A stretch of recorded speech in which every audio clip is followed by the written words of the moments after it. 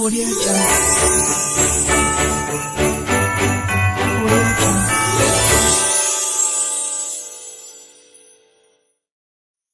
ஹல்லேலூயா. சொல்லுங்க, நாம கொண்டாடுற தேவன் நமக்காக பிறந்தவர், உங்களுக்காக பிறந்தவர், எனக்காக பிறந்தவர். எனக்காக அவர் இறங்கி வந்தார். சொல்லுங்க, பிதாவினால் கொடுக்கப்பட்டார், பாலகனாய் பிறந்தார், அவர் ராஜாவாய் இருக்கிறார், அவர் என்னோடு இருக்கிறார், அவர் உங்களோடு இருக்கிறார், அவர் இம்மானுவேல் என்று பெயர். அதான் சந்தோஷம்.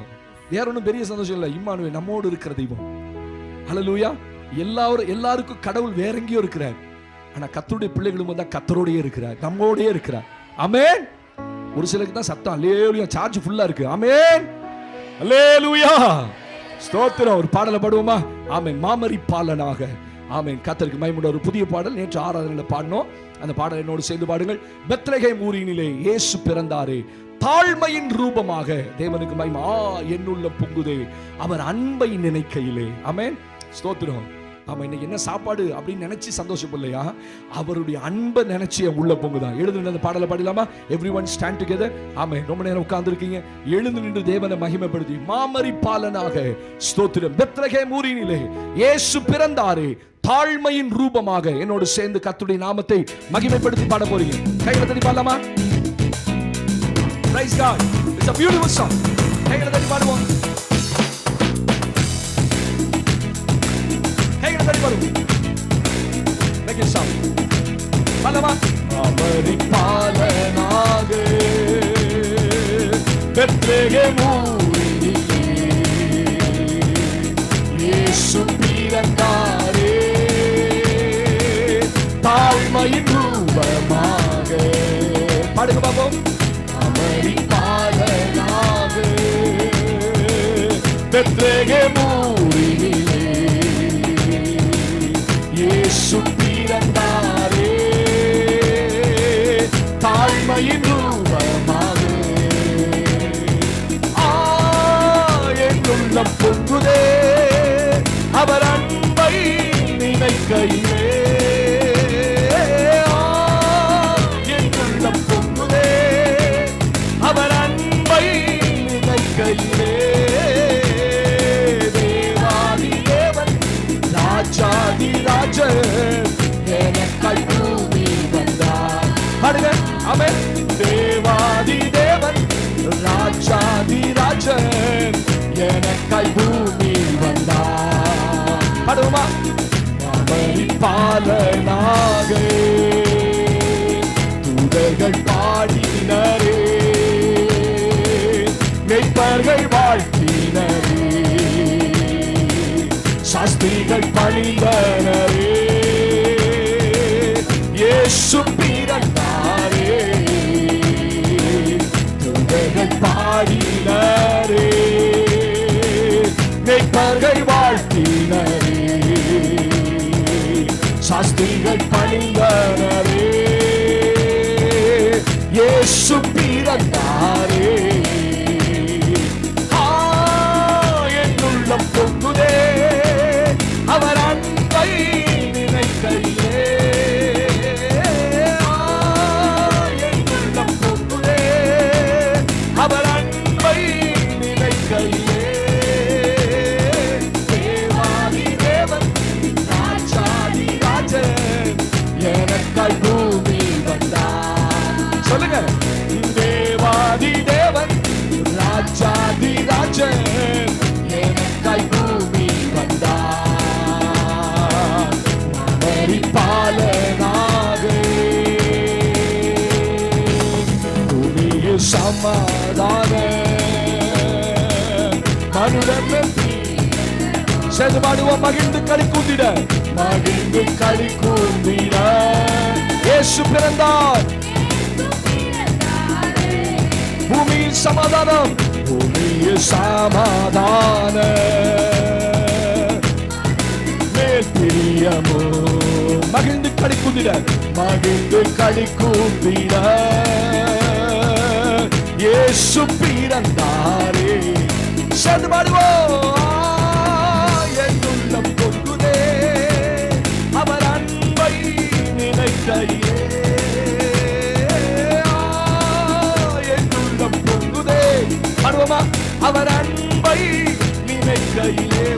எனக்காய் பொங்குதே அவர் அன்பை நினைக்கையிலே. தேவாதி தேவன் ராஜாதி ராஜன் எனக்காய் பூமி வந்தார். சொல்லுங்க, உரிமை பாராட்டி. ராஜாதி ராஜன் எனக்காய் பூமி வந்தார். மாமரி பாலனாக இம்மானுவேலன் பிறந்தார். ரட்சகர் இயேசுவித்தார். தீர்க்கர் வாக்குரைத்த வாக்கை நிறைவேற்றினார்.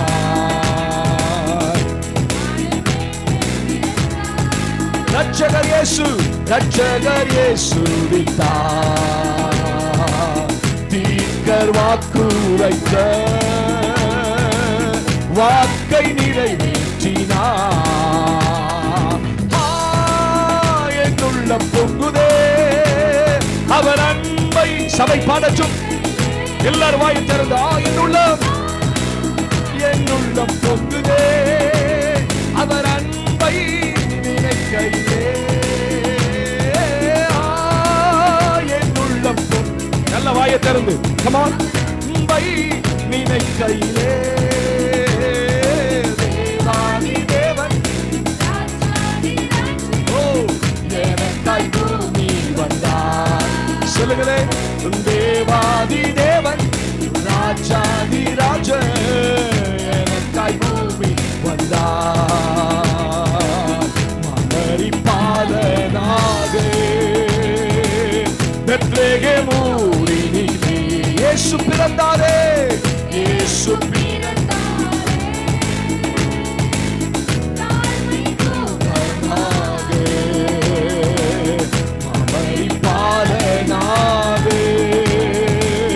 பெத்லகேம் ஊரினிலே.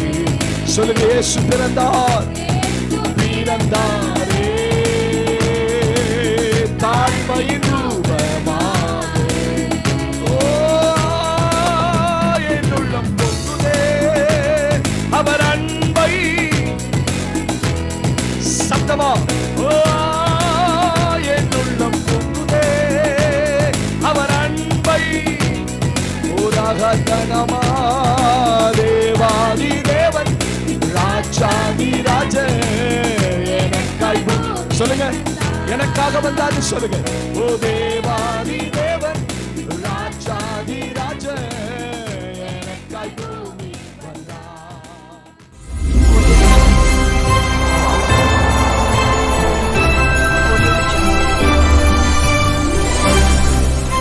ஹல்லேலூயா. லூக்கா எழுதின சுவிசேஷத்திலே 2ஆம் அதிகாரத்திலே ஹல்லேலூயா ஸ்தோத்திரம் 1 முதல் 35 வசனங்களை பாஸ்டர் வாசிப்பாங்க. நீங்க கூடயே வாசிக்கும்படி உங்களை அன்பாய் கேட்டுக்கொள்கிறேன்.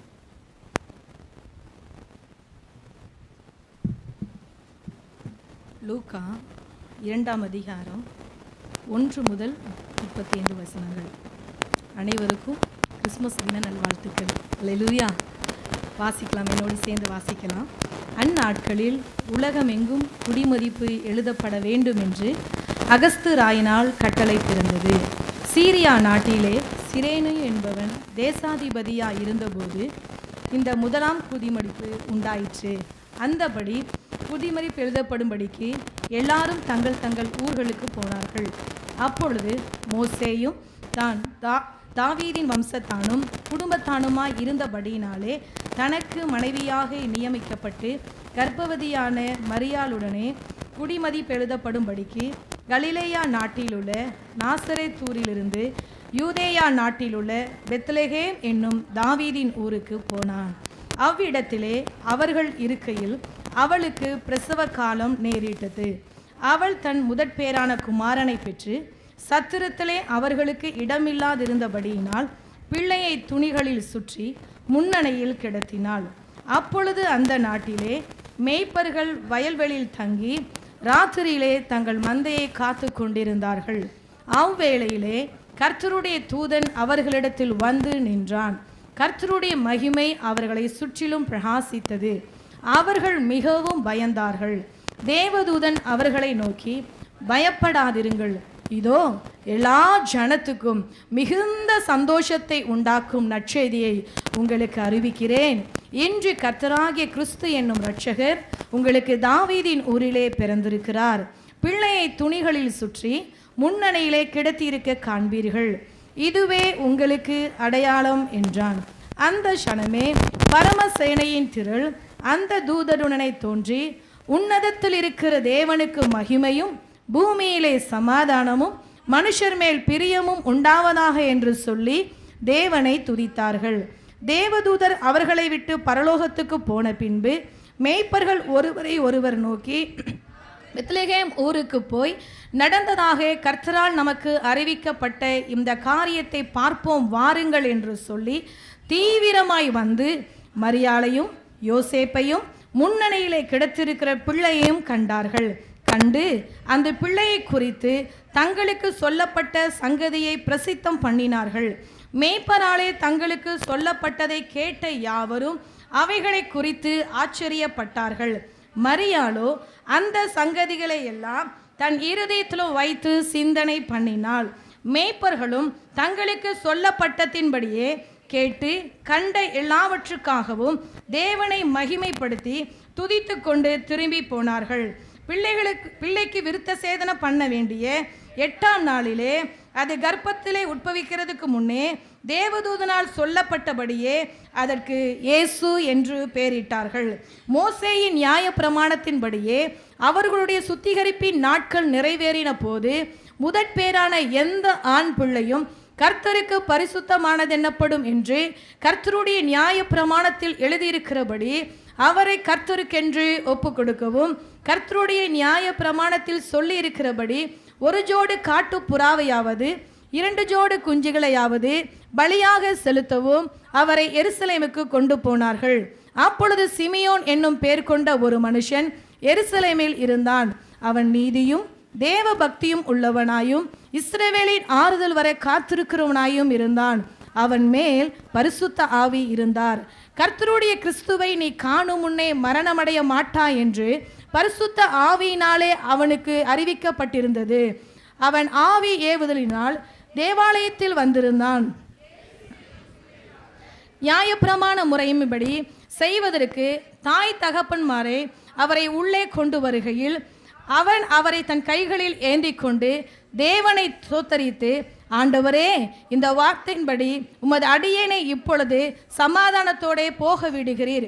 புறஜாதிகளுக்குள்ளே பிரகாசிக்கிற ஒளியாகவும் உம்முடைய ஜனமாகிய இஸ்ரவேலுக்கு மகிமையாகவும் தேவரீர் சகல ஜனங்களுக்கு முன்பாக ஆயத்தம் பண்ணின உம்முடைய இரட்சணியத்தை என் கண்கள் கண்டது என்றான். அவரை குறித்து சொல்லப்பட்டவைகளுக்காக யோசேப்பும் அவருடைய தாயாரும் ஆச்சரியப்பட்டார்கள். பின்னும் சிமியோன் அவர்களை ஆசீர்வதித்து அவருடைய தாயாகிய மரியாளை நோக்கி, இதோ அநேகருடைய இருதய சிந்தனைகள் வெளிப்படத்தக்கதாக இஸ்ரவேலில் அநேகர் விழுகிறதுக்கும் எழுகிறதுக்கும் விரோதமாய் பேசப்படும் அடையாளமாவது இவர் நியாயப்பிரமாண நியமிக்கப்பட்டிருக்கிறார். உன் ஆத்துமாவையும் ஒரு பட்டயம் உருவி போவும் என்றான். ஆமென்.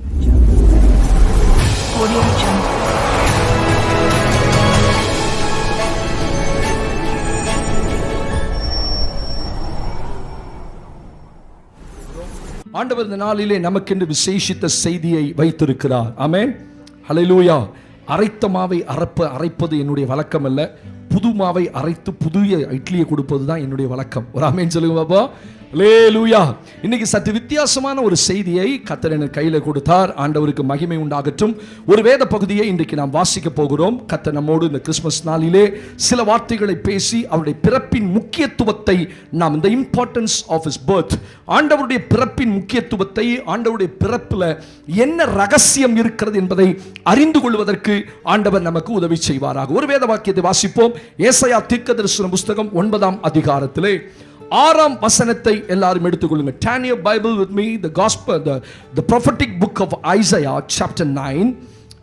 தீர்க்கதரிசன புஸ்தகமாகிய ஏசாயாவின் புஸ்தகம் 9ஆம் அதிகாரம் 6ஆம் வசனத்தை நாம் வாசிக்க கேட்க போகிறோம். நமக்கு ஒரு பாலகன் பிறந்தார், நமக்கு ஒரு பாலகன் பிறந்தார், நமக்கு ஒரு குமாரன் கொடுக்கப்பட்டார், நமக்கு ஒரு குமாரன் கொடுக்கப்பட்டார், கர்த்தத்துவம் கர்த்தத்துவம் அவர் தோளின் மேல் இருக்கும். கர்த்தத்துவம் அவர் தோளின் மேல் இருக்கும். அவர் நாமம் அதிசயமானவர், ஆலோசனை கர்த்தா, வல்லமையுள்ள தேவன், நித்திய பிதா, சமாதான பிரபு என்னப்படும். ஒரு ஆமென் சத்தமா சொல்லுங்க. ஆண்டவர் இயேசு இந்த பூமியில பிறக்கிறதுக்கு 7 நூற்றாண்டுகளுக்கு முன்பாக, 700 ஆண்டுகளுக்கு முன்பாகவே தீர்க்கன் ஏசாயா மூலமாக ஆண்டவராகிய இயேசு கிறிஸ்துடைய பிறப்பை குறித்து முன் சொன்ன ஒரு நல்ல தீர்க்கதரிசி. இங்க எழுதுகிறார், நமக்கு ஒரு பாலகன் பிறப்பார் அப்படின்னு எழுதல, நமக்கு ஒரு பாலகன் பிறந்தார். ஆமென். For us a child is born. அவர் பிறப்பார் என்று எழுதப்படல, பிறந்தார் என்று எழுதப்பட்டிருக்கிறது.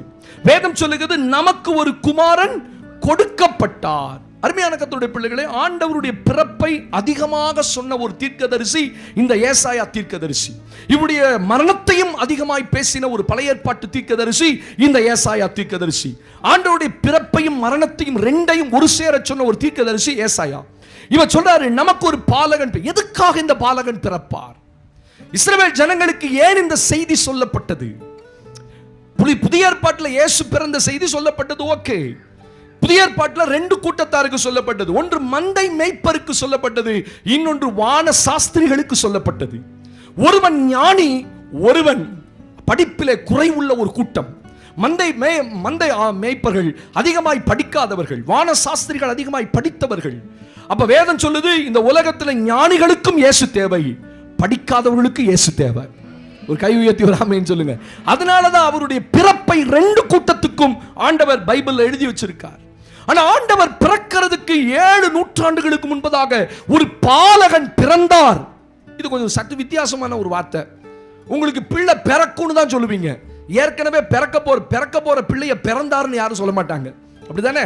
இந்த உலகத்துல கேட்போம், எத்தனை மாசமா? இப்ப 6 மாதங்கள்ப்பா, இன்னும் 3 மாசம் இருக்கு பிள்ளை பிறக்கிறதுக்கு அப்படிம்பாங்க. ஆனா பிள்ளை பிறக்கிறதுக்கு 700 வருஷத்துக்கு முன்னாடியே சொல்லப்பட்டிருக்கு, பாலகன் பிறந்து விட்டார். ஆமென். எவ்வளவு ஒரு நம்பிக்கையை இஸ்ரவேலுக்கு ஆண்டவர் கொடுக்கிறார் பாருங்க. ஏன் இந்த வார்த்தை சொல்லப்பட்டது? ஏன் இப்படி ஒரு பாலகன் பிறப்பார் என்று சொல்லப்பட்டது? ஏன் ஒரு குமாரன் கொடுக்கப்பட்டார் என்று சொல்லப்பட்டிருக்கிறது? நன்றாய் நீங்கள் வாசிப்பீரானால் இந்த 1ஆம் வசனத்தையும் 2ஆம் வசனத்தையும் நீங்க வாசிப்பீரானால், 2ஆம் வசனத்துல இருளில் நடக்கிற ஜனங்கள் பெரிய வெளிச்சத்தை கண்டார்கள். ஸ்தோத்திரம். மரண இருளின் தேசத்தில் குடியிருந்தவர்களின் மேல் வெளிச்சம் என்ன செய்ததாம்? பிரகாசித்தது. இது தீர்க்கனாகிய ஏசாயாவுடைய வாக்கு. தீர்க்கனாகிய ஏசாயா என்ன சொல்றாரு? ஒரு பாலகன் பிறப்பார். அவர் ஏன் பிறப்பார்? ஆமென். ஒவ்வொன்றுக்கும் ஒரு ரீசன் இருக்கு, ஒவ்வொன்றுக்கும் ஒரு காரணம் இருக்கிறது. இப்படிப்பட்ட ஒரு பாலகன் பிறக்க போகிறார். ஸ்தோத்திரம். யோவான் பிறந்த பிறகு, பிறக்கிறதுக்கு முன்னாடியே யோவானுடைய பிறப்பு அவன் தகப்பனுக்கு சொல்லப்பட்டது. ஆனா அவனை பத்தி அதிகமாக அவனால வாய் திறந்து பேச முடியல. யோவானுடைய பிறப்பும் பைபிள் சொல்லுதுல, ஸ்திரீகளிலேயே யோவான் ஸ்நானகனை பார்க்கிலும் பெரியவன் ஒருவனும் இல்லை. ஸ்திரீகள்கிட்ட பிறந்தவன்ல யோவான் ஸ்நானகன் தான் பெரியவன். ஆண்டவர் அவனை பத்தி எழுதி வச்சிட்டார். ஆனா அவனை பற்றி அதிகமாக அவன் பிறக்கிறதுக்கு முன்பதாக சொல்லப்படவில்லை. தாய் தகப்பன் மட்டும்தான் சொல்லப்பட்டது. ஆனா யோவானுடைய பிறப்பு பழைய ஏற்பாட்டில் கடைசியா மல்கியாவின் புஸ்தகத்தில் தான் சொல்லப்பட்டது.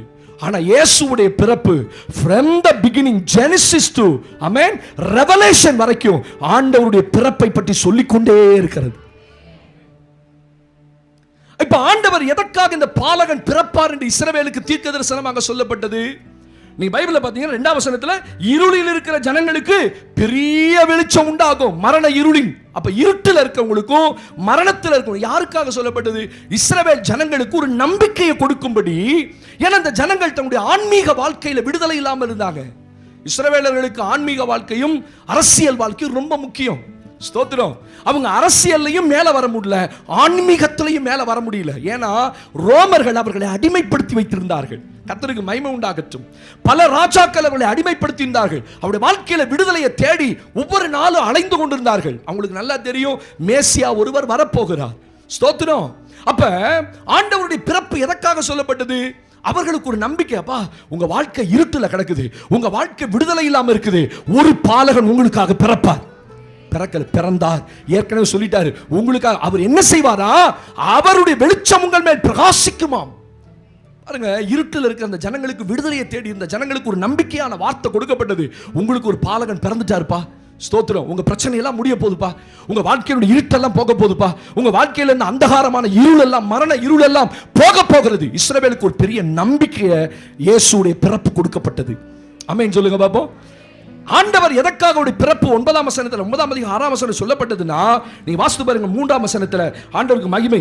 அந்த ஜாதியை திரளாக்கி அதற்கு மகிழ்ச்சியை பெருக பண்ணினீர். அறுப்பில் மகிழ்கிறது போலவும் கொள்ளையை பங்கிட்டு கொள்ளுகையில் களி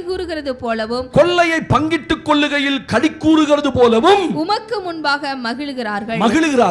மீதியானியரின் நாளில் நடந்தது போல அவர்கள் சுமந்த நுகத்தடியையும் அவர்கள் தோளின் மேலிருந்த மிலாற்றையும் அவர்கள் ஆலோட்டியின் கோலையும் முறித்து போட்டீர். பாலகன் ஒருவர் பிறந்தார். அந்த செய்தி அந்த வசனத்துல கொடுக்கப்பட்டதுக்கு முன்னணியில என்ன நடக்குது? அந்த பாலகன் பிறக்கிறது எதுக்காகனா, உன் மேல இருக்க அடிமைத்தன நுகத்தை முறிப்பதற்காக தான் அந்த பாலகன் பிறந்தார். ஒரு ஆமென் சொல்லுங்க பாப்போம். இஸ்ரவேலுக்கு அவங்க ஆலோட்டிகள் நிமித்தம் 400 வருஷம் அடிமைத்தன புத்தி தான் அவங்களுக்கு இருந்துச்சு. ஆண்டவர் சிலரை விடுதலையாக்கினாலும் அவங்க அடிமையாகவே இருப்பாங்க பாருங்க. சுயாதீனமாவோ விடுதலையாவோ ஆராதனையில் செயல்பட முடியாது.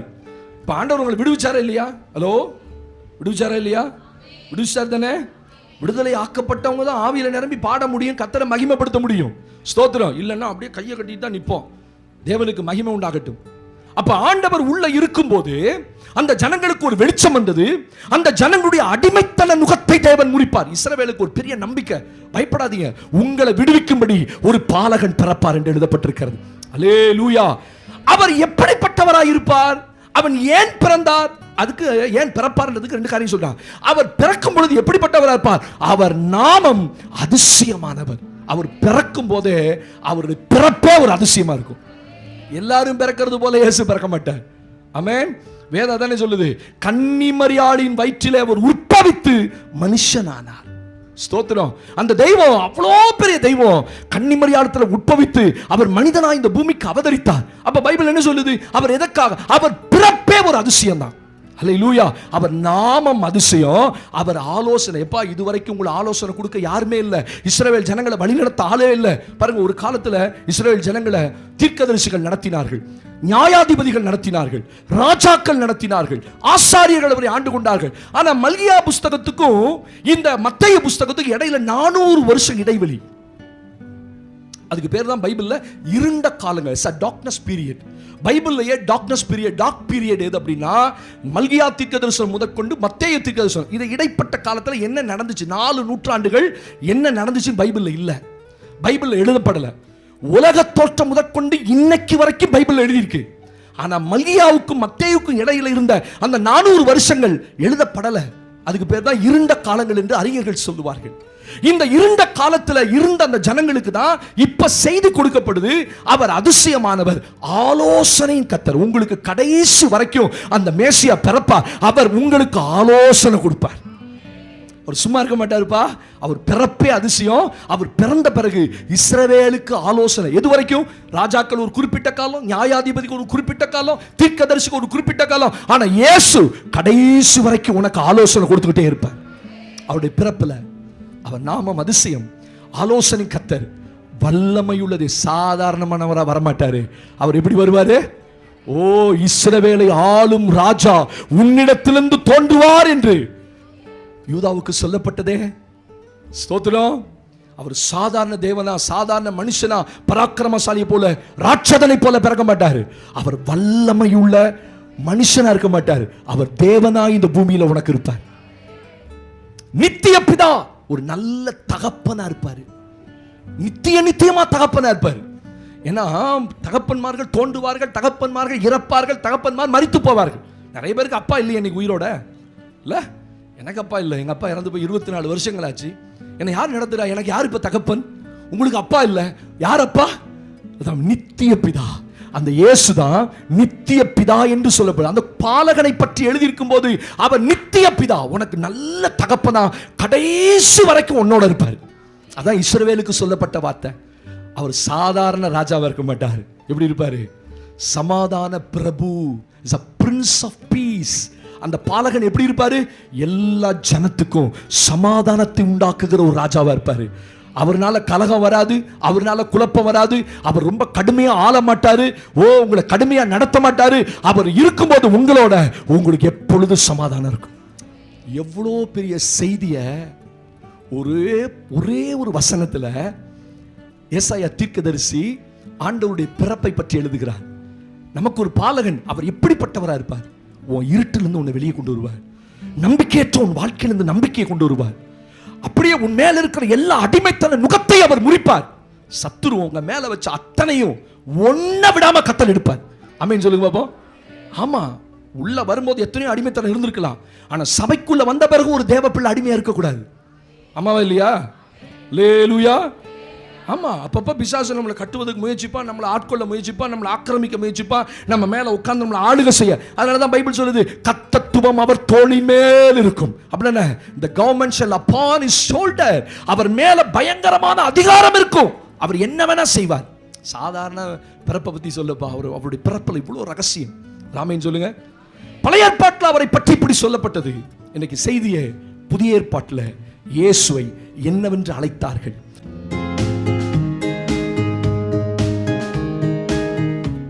இயேசுவுக்கு என்ன பெயர்கள் எல்லாம் கொடுக்கப்பட்டிருக்கிறது வாசிக்கலாமா என்னோடு கூட? ஆண்டவருக்கு மகிமை உண்டாகட்டும். மத்தேயு எழுதின புத்தகத்திலே Gospel book of Matthew chapter 2.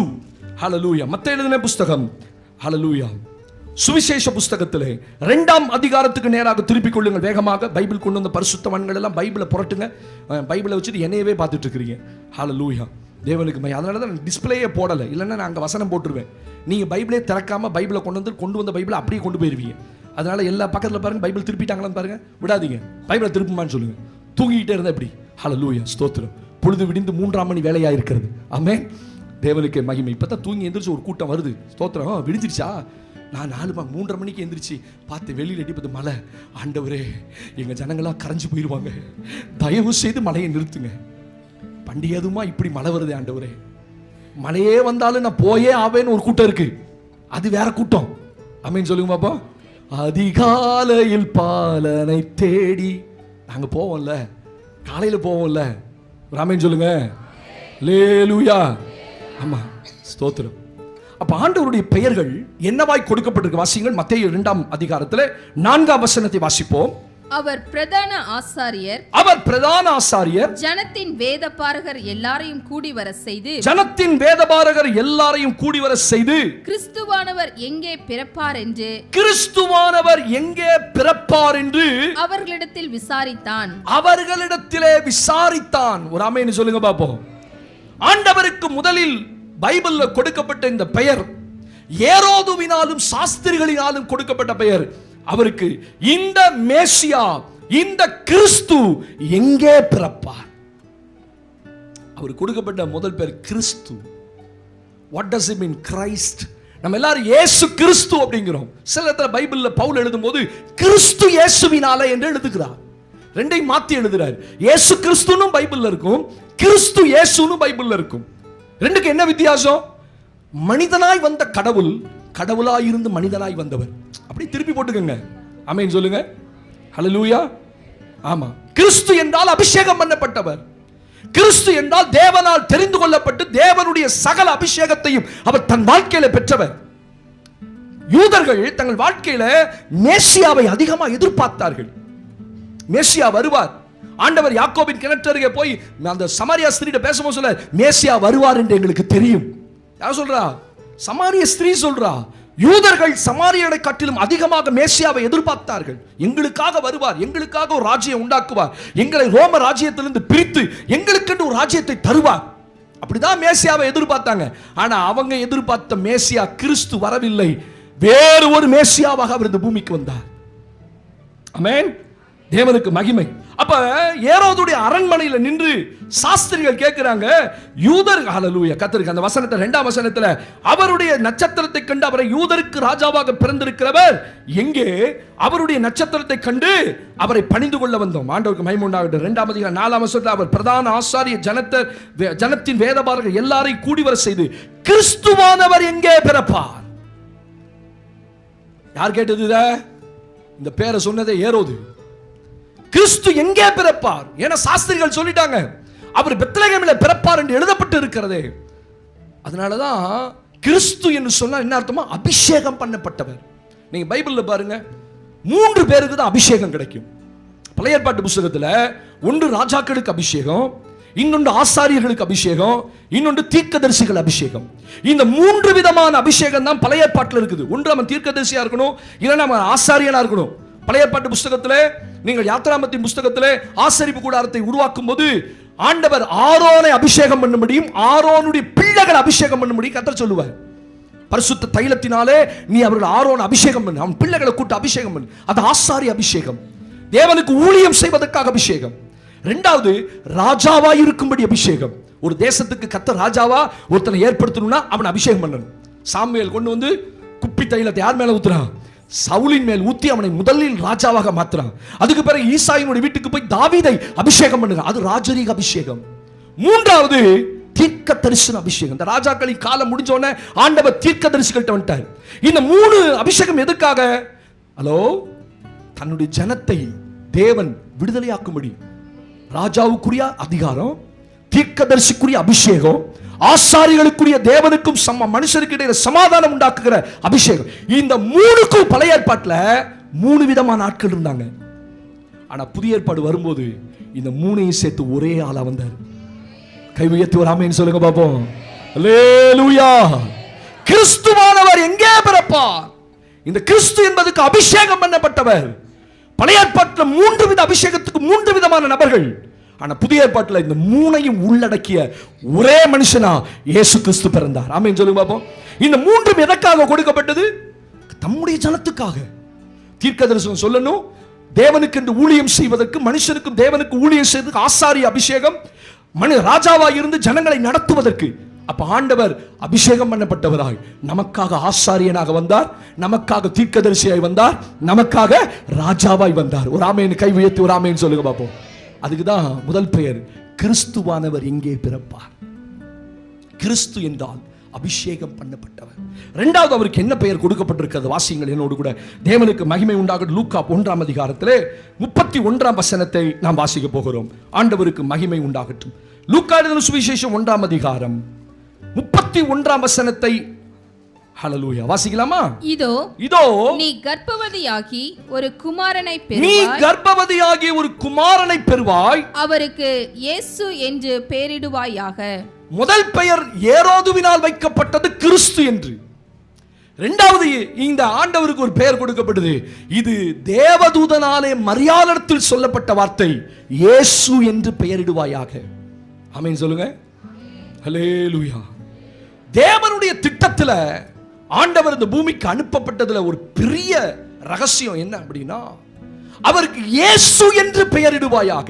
ஒரு பாலகன் பிறப்பார்னு பைபிள்ல சொல்லிச்சு, பிறந்தார்.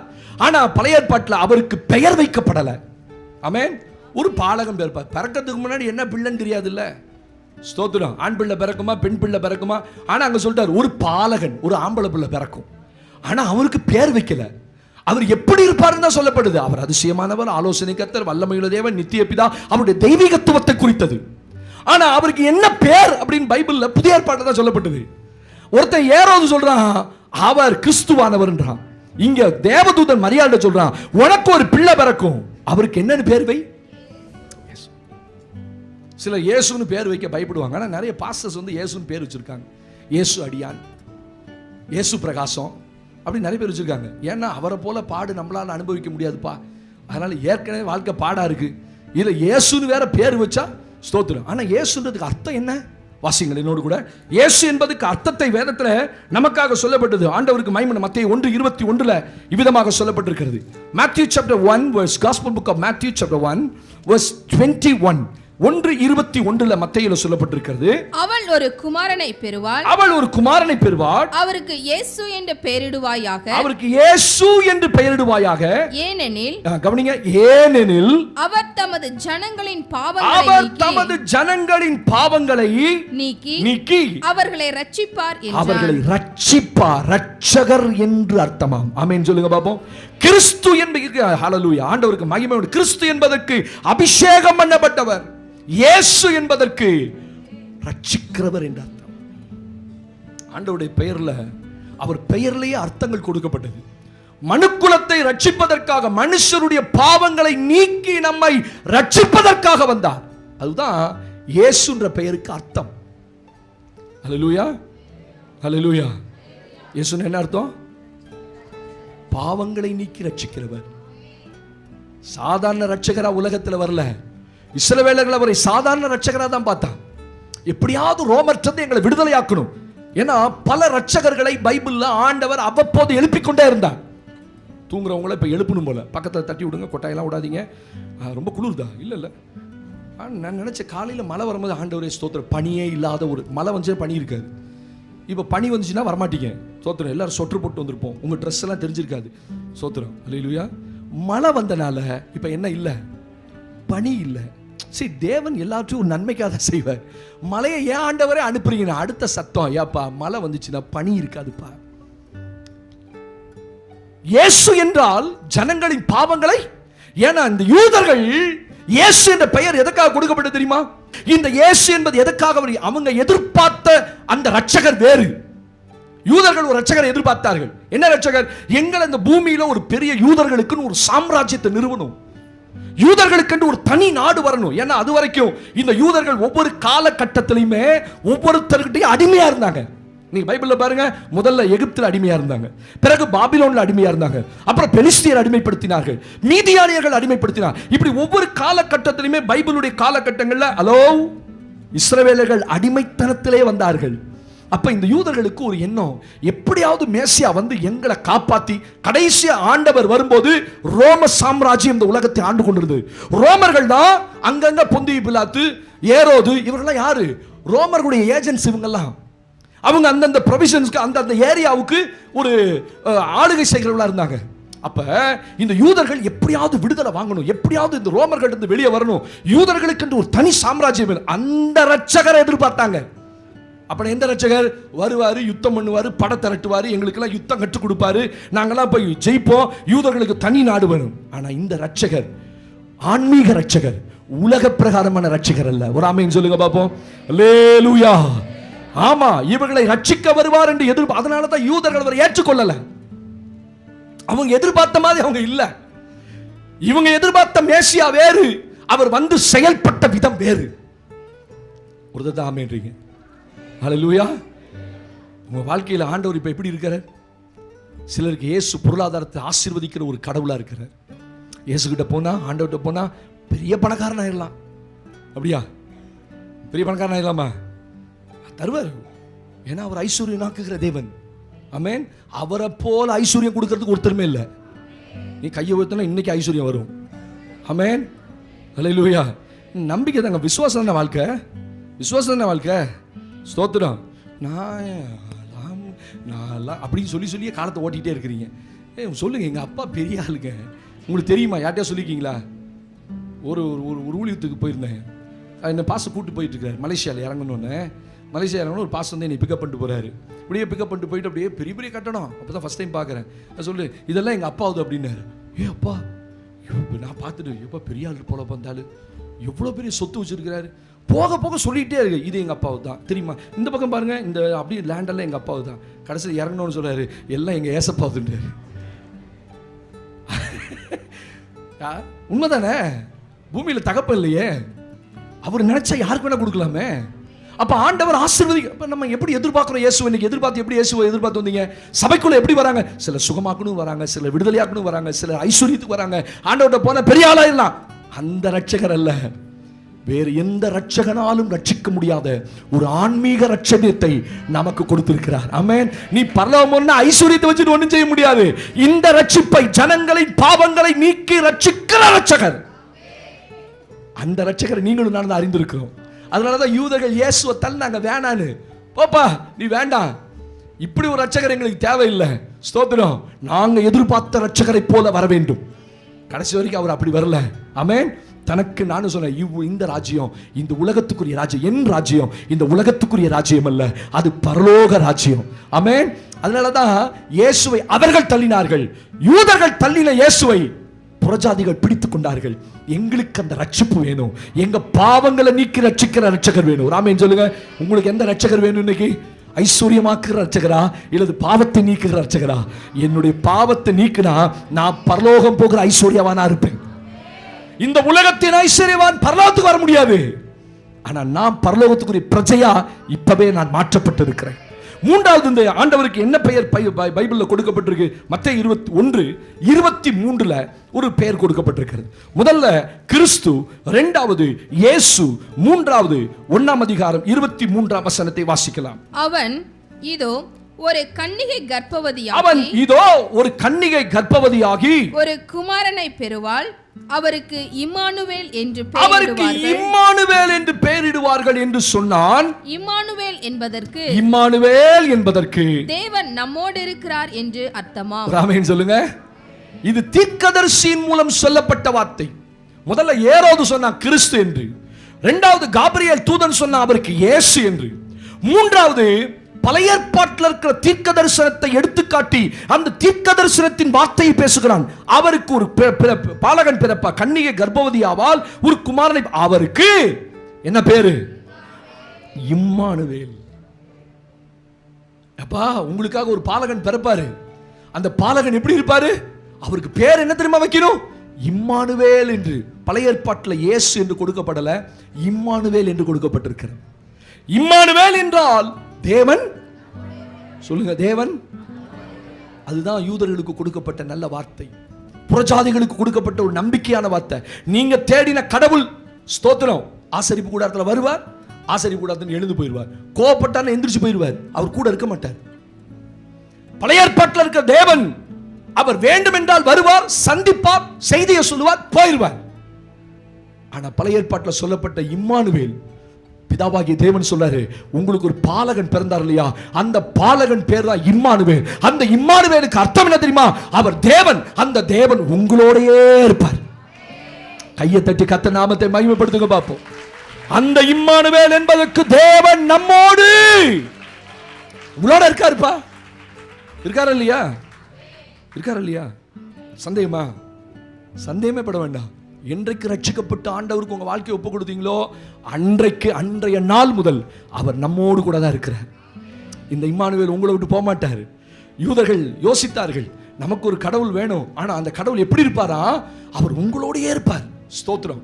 உங்களுக்குள்ளேயே வாசம் பண்ணுவார், உங்களோட இருந்து உங்களை நடத்துவார். ஏன்னா பழைய ஏற்பாட்டு தேவனுக்கு புதிய ஏற்பாட்டு தேவனுக்கு ஒரு வித்தியாசம், பெரிய வித்தியாசம். அவர் வருவார், போவார். ஆனா இவர் வந்தவர் நமக்குள்ளேயே தங்கி இருப்பார். அதனாலதான் பைபிள் சொல்லுது, அந்த வார்த்தை எப்படியாச்சு? மாம்சமாகி கிருபையினாலும் சத்தியத்தினாலும் நிறைந்தவராய் நமக்குள்ளே. ஸ்தோத்திரம். வாசிங்க பாப்பா என்னோடு கூட. ஆண்டவருக்கு மகிமை. யோவான் ஸ்தோத்திரம். யோவான் 1 யோவான் எழுதின சுவிசேஷத்தின் புத்தகம் 1ஆம் அதிகாரம். அந்த வார்த்தை மாம்சமாகி கிருபையினாலும் சத்தியத்தினாலும் நிறைந்தவராய் நமக்குள்ளே வாசம் பண்ணினார். அவருடைய மகிமையை கண்டோம். அது பிதாவுக்கு ஒரே பேரானவருடைய மகிமைக்கு ஏற்ற மகிமையாக இருந்தது. ஒரு ஆமென் சொல்லுங்க பாப்போம். அந்த தேவன் வருவார், அந்த பாலகன் பிறப்பார். அந்த பாலகன் பிறந்த போது அவர் கடவுளா இருப்பார். அந்த கடவுள் உங்களை விட்டு போகவே மாட்டார். உங்களோட இருக்கிறவர் உங்களை விட்டு என்ன செய்ய மாட்டார்? கடைசி வரைக்கும் போக மாட்டார். போகும்போது விட்டுட்டு போக மாட்டார். என்ன செய்வார்? கூட்டிட்டு போவார். என்ன சொன்னார்? நான் போய் உங்களுக்காக ஒரு ஸ்தலத்தை ஆயத்தம் பண்ணிட்டார். ஸ்தோத்திரம். வேதம் சொல்லுது இல்ல, அவர் கைகளால் கட்டப்படாத அஸ்திபாரம் உள்ள நகரத்துக்காக காத்திருந்தான். ஆபிரகாமை குறித்து எபிரேய புத்தகத்தில் எழுதப்பட்டிருக்கிறது. அவன் கையில கட்டப்பட்ட நகரத்துக்கு அல்ல, தேவனே கட்டி உண்டாக்கின நகரத்துக்காக அவன் காத்திருந்தான். ஏன்னா அவன் கூடாரத்தில் குடியிருந்தான். அவன் பெரிய நகரம் வரும்னு ஒரு பெரிய விசுவாசம். இந்த பூமியில கர்த்தர் உங்களுக்கு ஒண்ணுமே கொடுக்கலன்னு பயம் இல்லை, நீ அவரோடு கூட போனா போதும். ஆமென் சொல்லுங்க. அவர் போகும்போது, அவர் வந்து நம்ம எடுத்துக்கொண்டு போகும் வரைக்கும் அவர் நம்மோடு கூட தான் அந்த பூமியில இருப்பார். கிறிஸ்துமஸ் செய்தி என்னது? அவர் உங்களோட இருக்கிறார். இம்மானுவேல் உங்களை விட்டு போக மாட்டார். இம்மானுவேல் உங்களை கரம் பிடித்தவர் உங்களுக்குள்ளதான் இருப்பார். பக்கத்துல கை கொடு சொல்லுங்க, அவர் உங்களோட இருக்கிறார். அவர் உங்களுக்குள்ளே வாசம் பண்ணுகிறார். அவர் உங்களை விட்டு போக மாட்டார். ஏன்? அவர் பெயர் இம்மானுவேல். ஆமென். அவர் கூடவே இருக்கிற தெய்வம், கூடவே இருக்கிற கர்த்தர் என்று அர்த்தமாம். மத்தேயு 2ஆம் அதிகாரத்தில் 2ஆம் வசனத்தில் ஒரு வேத வாக்கியத்தை வாசிக்கிறோம். 4வது ஒரு பெயர் என்னவா எழுதப்பட்டிருக்கிறதாம்? Matthew chapter 2 verse 2. யூதருக்கு ராஜாவாக பிறந்திருக்கிறவர் எங்கே? யூதருக்கு ராஜாவாக பிறந்திருக்கிறவர் எங்கே? கிழக்கிலே அவருடைய நட்சத்திரத்தை கண்டு, கிழக்கிலே அவருடைய நட்சத்திரத்தை கண்டு அவரை பணிந்து கொள்ள வந்தோம் என்றார்கள். அவரை பணிந்து கொள்ள வந்தோம் என்றார்கள். பாருங்க, 1ஆம் வசனத்துல ஏரோதுவின் ராஜாவின் நாட்களிலே யூதேயாவில் உள்ள பெத்லகேமிலே இயேசு பிறந்தபோது கிழக்கிலிருந்து சாஸ்திரிகள் எருசலேமுக்கு வந்து, அவன் கேட்கிற கேள்வி பாருங்க, சாஸ்திரிகள் கேட்கிறாங்க, யூதருக்கு ராஜாவாய் பிறந்திருக்கிறவர் இங்கே. அப்ப இயேசுடைய பேர் என்ன எழுதப்பட்டிருக்கு? யூதருடைய ராஜா. யூதருடைய ராஜா. ஏரோது சொல்றான் அவர் கிறிஸ்துன்னு சொல்றான். ஆனா இங்க சாஸ்திரிகள் சொல்றாங்க. யார் இவங்க? வான சாஸ்திரிகள். கிழக்கிலிருந்து வந்தார்கள். பாலஸ்தீன தேசம், பெத்லகேமுக்கு கிழக்குல பாலஸ்தீனா இருக்குது. இந்த பாலஸ்தீனாவில இருந்து தான், கடைசியில இருந்து தான் இந்த சாஸ்திரிகள் வந்திருக்கிறாங்க. ஏன்னா சாஸ்திரிகள் யாரு? வான சாஸ்திரிகள், அஸ்ட்ரோலாஜர்ஸ். அவங்க எல்லாம் வானத்துல என்ன நடக்குது, என்ன மாற்றம் நடக்குது. இன்றைக்கு விஞ்ஞானிகள் ஒரு கூட்டம் நாசாவில் உட்காந்துக்கிட்டு சோத்திரம், அவனுக்கு காசை கோடி கோடியா கொட்டி கொடுத்து வானத்துல என்ன நடக்குது, ஒரு சின்ன கோல் புதுசா வந்தா கூட கண்டுபிடிச்சான். ஏன்னா அவனுக்கு எல்லா கோள்களும் தெரியும். அப்படியே சுத்திட்டே இருக்குது. ஒரு நட்சத்திரம் இந்த பூமியை போல 20,000 மடங்கு பெருசா ஒரு நட்சத்திரம். அதனாலதான் ஆண்டவர் ஆபிரகாம் சொன்னாரு, நீ நட்சத்திரங்களை என்ன கூடுமானால் என்ன முடியல. ஆனா அந்த ஒரு நட்சத்திரமே இந்த பூமியை போல 20,000 மடங்கு பெருசு. 20,000 டைம்ஸ் 20,000 மடங்கு ஒரு நட்சத்திரம். அப்ப வானம் எவ்வளவு பெருசா இருக்கும் பாருங்க. சாலமன் சொல்றான், இந்த வானாதி வானங்களுக்கு கொள்ளாதவரே. அப்பா, எவ்வளவு பெரிய தேவனை ஆராதிக்கிறோம். ஆமென். வானத்துல எத்தனை நட்சத்திரங்களை கர்த்தர் வச்சிருக்கார். எல்லாம் அந்த இடத்துல தான் தொங்கிட்டு இருக்குது. அதனால தான் கடைசி நாட்கள் நட்சத்திரங்கள் உதிர்கிறது போல உதிரும் அப்படிங்கிறாரு. நட்சத்திரம் அப்படி உதிருமா, கீழே விழுவுமா? ஸ்தோத்திரம். அப்ப ஆண்டவர் அவருடைய பெயர் யூதருக்கு ராஜாவாய் பிறந்திருக்கிறார். அவங்க தேடி வந்த ஆண்டவர் யூதருக்கு ராஜாவாய் பிறந்திருக்கிறார். ஏன் இந்த யூதருக்கு ராஜாவாய் பிறந்திருக்கான்னு சொன்னா, இந்த வார்த்தை தான் 2 பேருக்கு பயங்கரமான கோபத்தை உண்டாக்குச்சு. ஒன்று ஏரோது, இன்னொன்று ரோம அரசாங்கம். ஆமென். ஆண்டவருடைய பிறப்பை குறித்து சாஸ்திரிகள் நட்சத்திரத்தை பார்த்துக்கிட்டே வந்து குறுக்கையில போன அரண்மனைக்குள்ள உள்ள போயிட்டான். உள்ள போனோன்னு ஏரோதுகிட்ட கேட்கிறான், யூதருக்கு ராஜா. ஏன்னா அவன் அரண்மனையை தான் ராஜா பிறப்பான்னு நினைச்சிட்டு வந்துட்டான். உள்ள போய் கேட்கிறான், யூதருக்கு ராஜா இங்கே தான் பிறந்திருக்கிறாரா? பயங்கர கோவம். ஏன்னா எவனுமே தன்னுடைய பொசிஷன் விட்டு கொடுக்க மாட்டான். ஆமென். ஏரோது தான் ராஜா.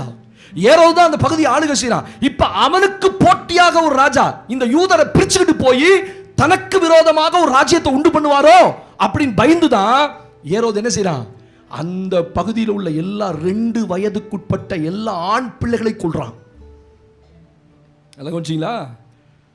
அப்ப ஆண்டவருடைய பிறப்புல ஏரோதுக்கு ஒரு பெரிய கோபம். ஏன்னா அவன் யூதருடைய ராஜான்னு சொன்ன வார்த்தை. ரட்சகர் எங்க பிறந்திருக்கான்னு கேட்டா கூட ஒன்னும் சொல்லியிருக்க மாட்டான். நேரா போய் அவன்கிட்டயே கேட்கிறான், ராஜாவே யூதருக்கு ஒரு ராஜா பிறக்கிறாராம, எவனா ஒத்துக்குவானா? அல்லேலூயா. நீங்க ஒரு டீச்சர், உங்ககிட்ட வந்து இந்த ஸ்கூல்லே பெஸ்ட் டீச்சர் யாரு அப்படின்னு கேட்டா நீங்க ரொம்ப சந்தோஷப்படுவீங்களா? சந்தோஷப்படுவீங்களா? ஏன் என்னைய பார்த்தா பெஸ்ட் டீச்சரா தெரியலையா அப்படின்னு கேட்பீங்களா? கேட்க மாட்டீங்களா? கேட்பீங்களா? அப்படித்தானே உள்ள போய் கேட்கறான், ராஜா எங்கப்பா? ராஜா இங்கே தான் நம்ம பிறந்திருக்கிறாமே. அது யூதருக்கு ராஜா எங்க? ரோமர்களுக்கு, ரோமர் அரசாட்சி பண்ற அந்த அரண்மனைக்குள்ள போய் யூதருக்கு ராஜா எப்படி பிறக்க முடியும்? அவன் சொல்ல, அப்படியா, சரி ஒன்றும் பிரச்சனை இல்லை, அப்படி பிறந்திருந்தா நீ என்கிட்ட சொல்லு, நான் வந்து பார்த்துட்டு அவரை பணிந்து கொள்கிறேன். நல்லா கவனிங்க, அவன் ஒரு திட்டம் போடுறான். பயங்கர கோபம். 2 வயதுக்குட்ப எப்ப பிறந்தார், எப்ப இந்த நட்சத்திரம் அவனுக்கு தெரிஞ்சது, அவன் காலங்களை சொன்னோன்னே அவன் கணிக்கிறான். ஒரு 1.5 வருஷத்துலேருந்து 2 வருஷத்துக்குள்ள இது இருக்கும். அப்ப அங்கிருந்து புறப்பட்டுருக்கான் பாருங்க. இவன் தேடி வரும்போது, அவன் காலத்தை சொல்லும் போது 2 வயசு ஆண் பிள்ளைகளை கொல்லணும் உத்வேகமா சொல்றான். ஒரு அப்ராக்சிமேட்டா சொல்றான்னா என்ன அர்த்தம்? 2 வயசுல அவர் இப்ப இருக்கக்கூடும். 1.5 வயசுல இருந்து 2 வயசு. சரி, எல்லா ஆண் பிள்ளைகளை கொல்லுது. அது பயங்கர கோபம் யூதரின் ராஜா. 2வது ரோமர்களுக்கு பயங்கர கோபம். என்ன, தாங்கிட்ட இருக்கிற அரசாட்சியை பிடுங்கி யூதர்களுக்கு தனி ராஜ்யத்தை கொண்டு போயிருவாரோ அப்படின்னு தான் பிலாத்துக்கு முன்பாக இயேசு நிற்கும் போது பிலாத்து கேட்கிறான், இவரை விடுதலை பண்ணட்டுமா? ஜனங்கள் என்ன சொன்னாங்க? ஹலோ, தூங்குறவங்கள சொல்லுங்க. ஜனங்க என்ன சொன்னாங்க? ஹல்லேலூயா. ஆண்டவரே, ஆண்டவர் வந்துமா தூங்கிட்டு இருக்கிறீங்க? நாங்களே ஆறாரோ ஆறு, அதனால இந்த பாட்டில் நான் பாடுறதில்ல பார்த்தீங்களா? ஆராரோ ஆராரோ ஆரிரா. உங்களுக்கு அந்த பழைய காலத்து ஞாபகம் வந்துடும். ஆஹா, எங்கேயோ எங்கள் அம்மா பாடின பாட்டு மாதிரி இருக்குது பாஸ்டர், இன்னும் கொஞ்சம் பாடுங்க, நாங்கள் பாடுறோம், நாங்கள் தூங்குறோம். நீங்கள் தூங்கிடுவீங்கன்னு தான் இந்த பாட்டில் நான் பாடுறதே இல்லை சபையில். என்னைக்காவது இந்த பெத்தலை பிறந்த பாடுறேன் பற்றி ரொம்ப நாள் ஆச்சு. கவனிச்சிங்களா? யூதர்கள் சாம்ராஜ்யத்தை தனியா நிறுவிடுவான்னு சொல்லிதான் பிலாத்துவுக்கு முன்பாக நிற்கும் போது ஜனங்களை ரோம அரசாங்கம் ஏவி விடுது. எங்களுக்கு யூதா ஆண்டவர் வேணாம், எங்களுக்கு யார பரபாசை விடுதலை செய்யுங்கள். இது யார் தூண்டி விட்டது? ரோம அரசாங்கம் ஆட்களை வச்சு தூண்டி விடுறான், யூதர்களை தூண்டி விடுறான். இவனை கொன்னுடு, ஏன்னா இவன் யூதருக்கு ராஜாங்கிறான். யூதர்களுக்கு என்ன பிரச்சனைனா, யூதர்கள் ஏன் இவரை ஒப்பு கொடுத்தாங்கன்னா, இவர் நான் தேவனுடைய குமாரன்னு சொன்னார் பாத்தீங்களா, அந்த கோபம் யூதர்களுக்கு. ஹலோ, கவனிக்கிறீங்களா? புரிஞ்சுதா? எங்க முடிச்சு போறாரு பாருங்க. ஏரோதுக்கு கோபம் தான் அரசாட்சிக்கு வந்துருவாரோ. ரோம அரசாங்கத்துக்கு என்ன கோபம்? தனி ராஜ்யத்தை உண்டு பண்ணி கொண்டு போயிருவாரோ, அவனை கொன்னுறணும். அதனாலதான் பிலாத்துக்கு முன்பாய் நிற்கும் போது அவரை விடுதலை பண்ண சம்மதிக்காம யூதர்களை ஏவி விட்டு அவரை கொல்லும்படி சிலுவையில் அறையும்படி சொல்றான். ஏன்னா யூதர்களின் ராஜான்னு சொன்ன ஒரு வார்த்தை. ஆமென். ஆண்டவர் யாருக்காக வந்தாரு? யூதர்களுக்காக தான் வந்தார். ஆமென். பிள்ளைகளின் அப்பத்தை எடுத்து நாய்க்குட்டிக்கு போட முடியுமா? அப்பா, நான் பிள்ளைகளுக்காக தான் வந்தேன், யூதர்களுக்காக தான் வந்தேன். அப்பா கேட்கிறா, இல்ல ஆண்டவரே, மேஜையிலிருந்து சிந்து துணிக்கைகளை நாய்க்குட்டிகள் தின்னுமே. அவருடைய விசுவாசத்தை பார்த்து ஆண்டவர் ஆச்சரியப்படுறாரு. அப்ப மூன்றாவது, இவர் ஏன் இந்த யூதர்களுக்கு கோபம் அப்படின்னா, இவர் தேவனுடைய குமாரன்னு தன்னை சொன்னார் பார்த்தீங்களா, அவங்களுக்கு பயங்கரம். தேவனுக்கு சமமா உன்னை சொல்றியா? எங்களால் அதை ஏற்றுக்கொள்ளவே முடியாது, நீ தேவனுடைய குமாரன் இல்லை, அதனாலதான் அவளை தூக்கி சிலுவையில போடுங்க. அப்ப இந்த யூதர்களின் ராஜா என்ற ஒற்றை வார்த்தை பாருங்க. இவ்வளவு நடந்து, அளவு கவனிங்க, இவ்வளவு நடந்து ஆண்டவர் மரித்து சிலுவையில் அடிக்கப்பட்டு மேலே போடும்போது மேல் விலாசத்தை பிலாத்து எழுதினானாம். என்ன விழா, என்ன எழுதினா சொல்லுங்க சத்தமா? யூதர்களுக்கு ராஜா என்று எழுதுன்னு சொன்னான். இது யூதர்கள் ஒத்துக்க மாட்டேன்ட்டான். எங்களுக்கு அவர் ராஜா கிடையாது, நீ எப்படி யூதர்களை? நான் சொன்னேன், நான் எழுதுனது யூதர்களை தூண்டி விடுறான் பார்த்தீங்களா, யூதர்களை குத்தி விடுறான். அப்ப யூதர்களுக்கு இன்னும் கோபம் வரணும்னு சொல்லி, அதனால தான் அந்த மேல் விலாசம் அவன் சொல்றான், எங்க பாருங்க, இந்த வார்த்தையை மட்டும் எடுத்துருங்க, அவர் யூதருடைய ராஜான்னு போடாதீங்க, அவன் பேர் இயேசுன்னு எழுதுங்க. ஸ்தோத்திரம். ஆனா யூதன் சொல்லிட்டான், பிலாத்து சொல்லிட்டான், நான் எழுதுனது தான், அவர் யூதருடைய ராஜா, அதுதான் தேவனுடைய திட்டம். ஆமென் சொல்லு பாப்போம். அவர் யூதருக்கு ராஜாவாக தான் வந்தார், யூதர்களுக்கென்று ராஜாவாய். ஆனா நல்லா கவனிங்க, என்ன ராஜா? உலகத்தின் பிரகாரமான ராஜா அல்ல, அவர்களுக்கு ஆவிக்குரிய ராஜாவாக கொடுக்கப்பட்டார். கரங்களை தட்டி தேவ நாமத்தை மகிமைப்படுத்துங்க. யூதர்கள் எதிர்பார்த்த ராஜா இந்த பூமியில வரலன்னு அவங்களுக்கு கோபம். ஆனா ஆண்டவர் அவர்களுக்கு ஆன்மீக ராஜாவாக கொடுத்தார். அவளை ஆளும் பிரபு. மீகால எழுதியிருக்குல்ல, உங்களை ஆளும் பிரபு பெத்லகேமிலிருந்து வருவார். கர்த்தருக்கு மகிமை உண்டாகட்டும். அப்ப இவருக்கு நாலாவது பேர் என்னது? யூதர்களுடைய ராஜா. ஐந்தாவது லூக்கா 1, தேவனுக்கு மகிமை. ஹல்லேலூயா. 32ஆம் வசனம் 35ஆம் வசனம், தேவனுக்கு மகிமை உண்டாகட்டும். லூக்கா 1ஆம் அதிகாரம் 32, 35 இந்த ரெண்டு வசனத்தை மட்டும் வாசிங்க. அவர் பெரியவராயிருப்பார், அவர் பெரியவராயிருப்பார், உன்னதமானவருடைய குமாரன் எனப்படுவார், உன்னதமானவருடைய குமாரன் எனப்படுவார். கர்த்தராகிய தேவன் அவருடைய பிதாவாகிய தாவீதின் சிங்காசனத்தை அவருடைய பிதாவாகிய தாவீதினுடைய சிங்காசனத்தை அவருக்கு கொடுப்பார். தேவதூதன் அவளுக்கு பிரதியுத்தரமாக, பரிசுத்த ஆவி உன்மேல் வரும், உன்னதமானவருடைய பலம் உன்மேல் நிழலிடும், ஆதலால் உன்னிடத்தில் பிறக்கும் பரிசுத்தம் உள்ளது தேவனுடைய குமாரன் என்னப்படும். இந்த ரெண்டு வசனத்துல 32ஆம் வசனத்திலையும் 35ஆம் வசனத்திலையும் ரெண்டு வார்த்தையிலையும் ஆண்டவர் தேவதூதன் என்ன சொல்றான் பாருங்க.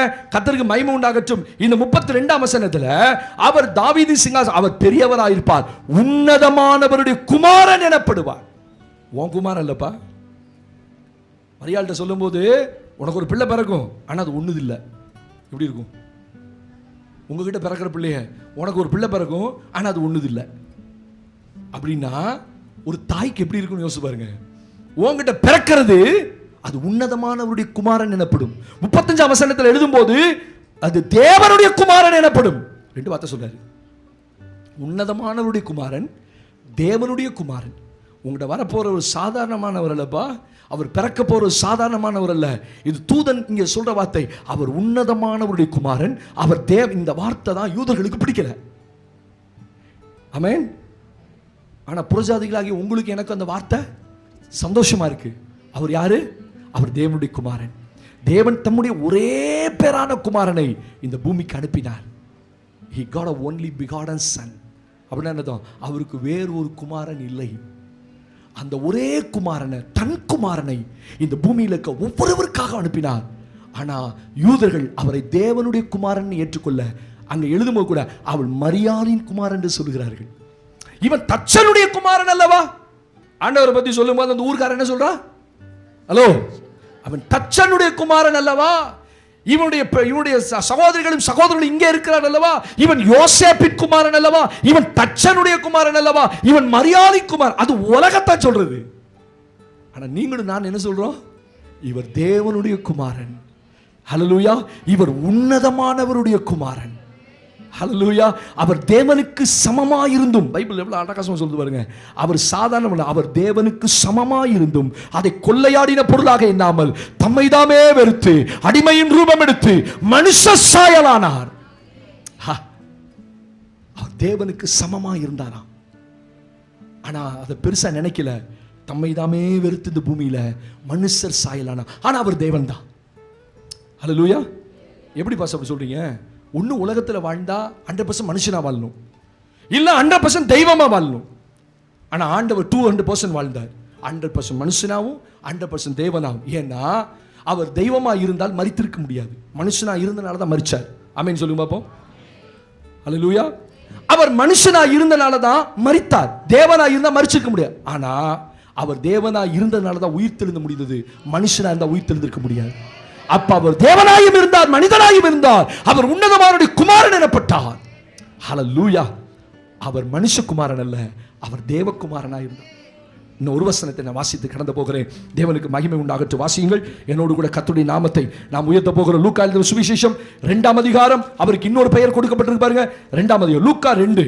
Gospel book of Luke chapter 2 verse 25. லூக்கா எழுதின சுவிசேஷம் 2ஆம் அதிகாரம் 22ஆம் வசனத்தில் 25ஆம் வசனத்துல ஒரு வேத வாக்கியம் சொல்லுகிறது. அப்பொழுது சிமியோன் என்னும் பெயர் கொண்ட ஒரு மனுஷன், அப்பொழுது சிமியோன் என்னும் பெயர் கொண்ட ஒரு மனுஷன் எருசலேமில் இருந்தான். அவன் நீதியும் தேவ பக்தியும் உள்ளவனாயும் இஸ்ரவேலின் ஆறுதல் வர காத்திருக்கிறவனாயும் இருந்தான். இவருக்கு ஒரு பெயர் கொடுக்கப்படுகிறது. அது யார் சொல்றா? யார் சொன்னா என்ன பாஸ்டர்? நீங்களே சொல்லிருங்க பாஸ்டர். அப்பா, எனக்குன்னு ஒரு கூட்டத்தை ஆண்டவர் வச்சிருக்கார். ஒரு கூட்டம் என்னமும் ஒண்ணுமே அறியாத வெட்டப்படுகிற ஆட்டை போல உட்கார்ந்துட்டு இருக்கு. வெட்டப்படுற ஆடு பார்த்திருக்கீங்களா? எங்க கொண்டு போறானே தெரியாம உட்கார்ந்துருக்கும். அகத்திக்கீரையை காட்டினா மட்டும் போதும், பா பா பா பா அப்படின்ட்டு கூட்டிகிட்டே போயிடுவான். ஆனா கடைசி வரைக்கும் ஒரு கீரையை கூட கொடுக்க மாட்டான். பாவம் போல போகும். பைபிள் சொல்ல அவர் அடிக்கப்படுகிற ஆட்டை போல போனார், மயிர் கத்தரிக்கப்படுகிற ஆட்டை போல போனார். அப்படிலாம் இருக்கப்படாது. ஒரு ஆமென் சொல்லுங்க. கொஞ்சமாவது சத்தியம் தெரியணும், கொஞ்சமாவது வேதம் தெரியணும். அப்போ தான் நான் போகிற ஸ்பீடுக்கு, சதாப்தி ஸ்பீடுக்கு நீங்கள் வர முடியும். நான் சதாப்தியில் போயிட்டு இருக்கேன், நீங்கள் பேசஞ்சரில் வந்துட்டு இருக்கீங்க. ஹலோ, நானும் சதாப்தியில் போகணும். ஆமென்.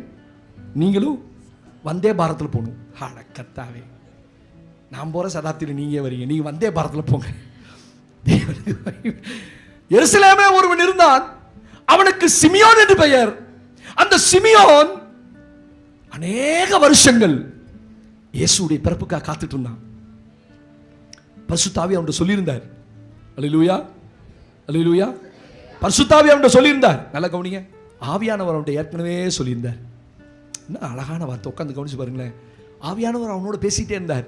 இஸ்ரவேலுக்கு ஒரு ரட்சிப்பு வரும், அதை நீ பார்ப்ப, அவரை நீ பார்த்த பிறகுதான் நீ சாவ, அதற்கு முன்னே நீ மரணமடைய மாட்டாய் என்று பரிசுத்தாவியினால் அவனுக்கு சொல்லப்பட்டிருந்தது.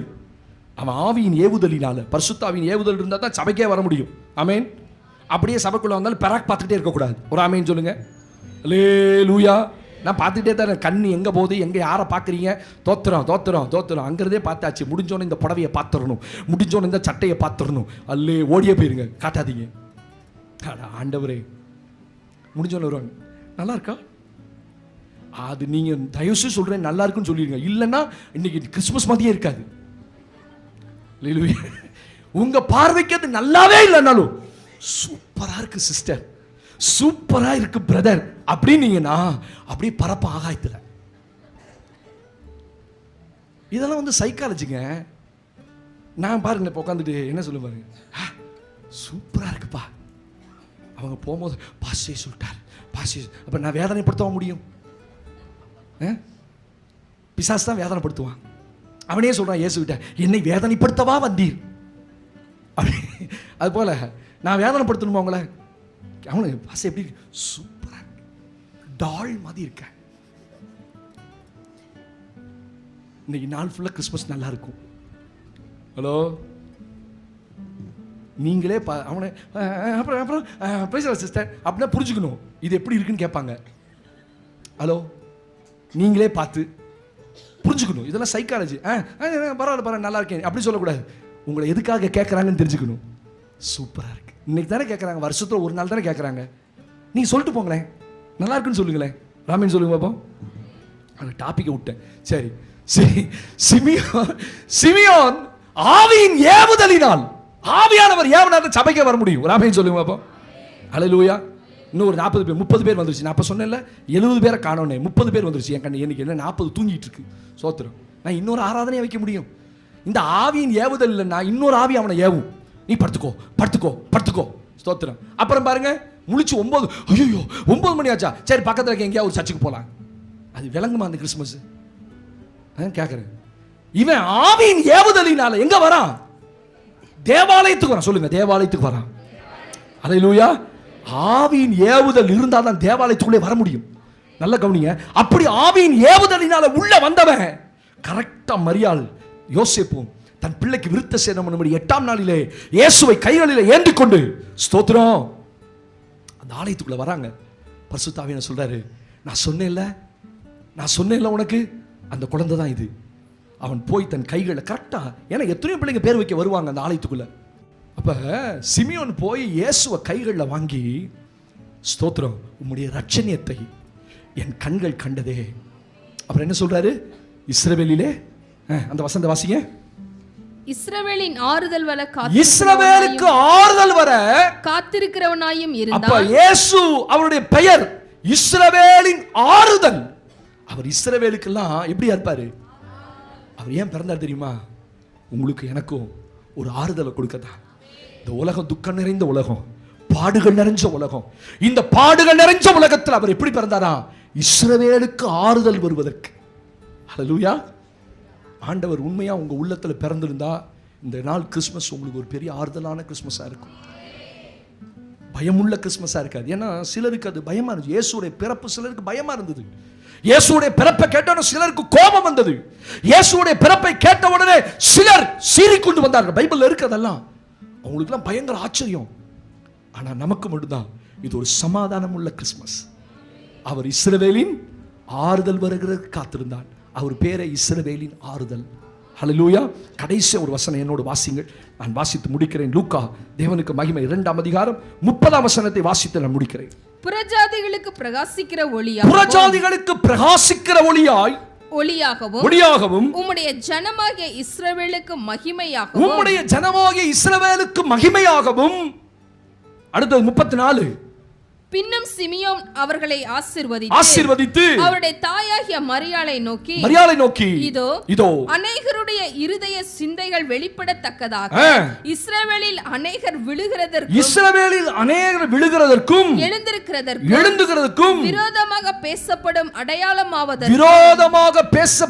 அடையாளமாகவும் இவர் நியமிக்கப்பட்டிருக்கிறார். ஆண்டவருடைய பிறப்பில் அவரை பற்றி எப்படிலாம் இருக்கு? இவர் இஸ்ரவேலின் ஆறுதல், இவர் புறஜாதிகளுக்கு ஒளி, இவர் இஸ்ரவேலுக்கு மகிமை, இவருக்கு விரோதமா எதிராய் பேசப்படும் அடையாளம்.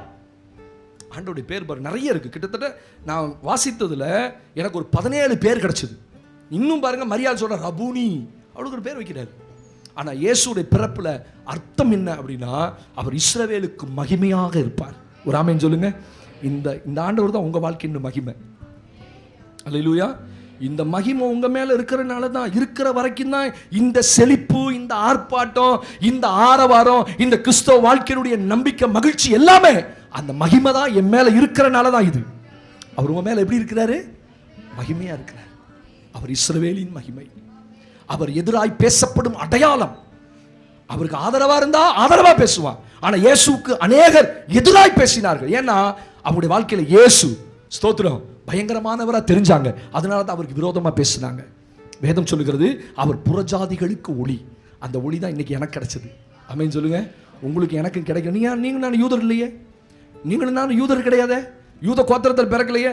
பைபிள்ல எத்தனையோ பேர் யூதனா இருப்பதற்கு பிரயாசப்பட்டார்கள். யூதனா இருப்பதற்கு எத்தனையோ லட்சங்கள் செலவழித்ததை வாங்கினா யூதன்ற பேரு. ஸ்தோத்திரம். யூதனாய் பிறப்பது யூதர்களுக்கு 2 காரியம் ரொம்ப முக்கியம். தான் யூதனா பிறந்தது குறித்து பயங்கர பெருமை இருக்கும் இந்த உலகத்தில். ஏன்னா மேசியாவுடைய யெகோவா தேவனுடைய யாரு பிள்ளைகள். யூதர்களுக்கு அப்படி ஒரு பெரிய சந்தோஷம். நாங்கள் யார் தெரியுமா? சாதாரண புறஜாதியில பிறக்கல, நாங்கள் யூதர்கள். ஸ்தோத்திரம். அதனாலதான் புறஜாதிகளுக்கு ஒளிந்தார். யூதர்களுக்கு மட்டும் இயேசு ஒளி இல்லை, புறஜாதிகளாகிய உங்களுக்கு எனக்கும் இன்னைக்கு வரைக்கும் அந்த லைட் நமக்குள்ள இருந்து கொண்டே இருக்கிறது. கரங்களை தட்டி அந்த லைட் என்ன விட்டு போகல. அந்த ஒளி பிரகாசித்த நாள் முதற்கொண்டு எனக்குள்ளே ஒளி வீசிக்கொண்டே இருக்கிறது. எனக்கு அது மகிமையாக இருக்கிறது. சிலருக்கு அது எதிராக இருக்கிறது, எனக்கு அது அனுகூலமாக இருக்கிறது. எழுந்து நிற்போம் தேவ சமூகத்தில். அவர் இஸ்ரவேலின் ஆறுதல், அவர் புறஜாதிகளுக்கு ஒளி. ஸ்தோத்திரம். அவர் யூதருக்கு ராஜா, அவர் உன்னதமான